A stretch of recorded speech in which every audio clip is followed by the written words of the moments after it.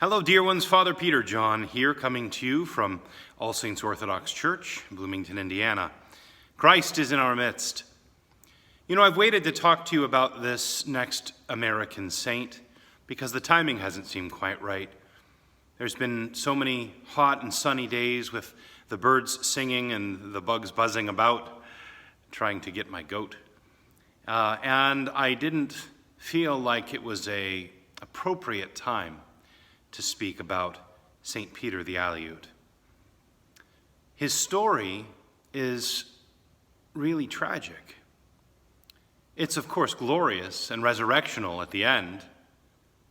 I mean, at the end now, with him, with Christ, in paradise. But the story of St. Peter the Aleut is really a very difficult one for us. He was from the Aleutian Islands, actually from Kodiak Island in particular, and he was working at Fort Ross, a Russian settlement down in California.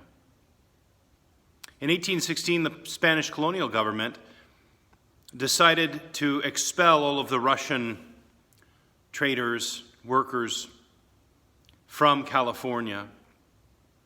And at that time, St. Peter was arrested by the Spanish with a number of other Aleutian natives.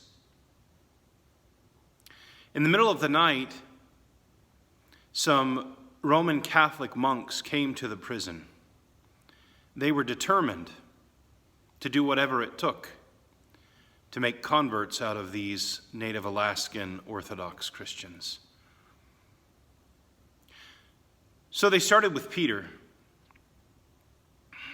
and they told him to renounce orthodoxy and be joined to Rome. Peter's response was, "I am an Orthodox Christian and I will not renounce my faith." And so they began one by one, cutting off his fingers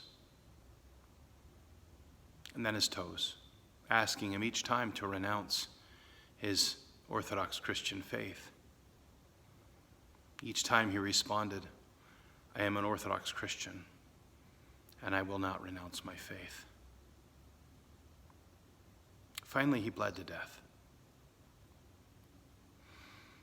Those who were with him when he suffered were released to go back to Alaska. When they reached Kodiak Island and they found St. Herman, they told him what happened to Peter.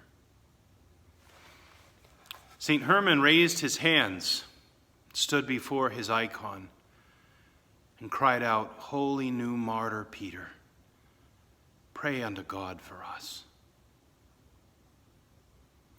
That's it.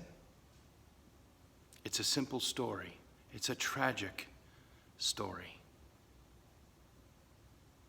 But it's the truth. It's history.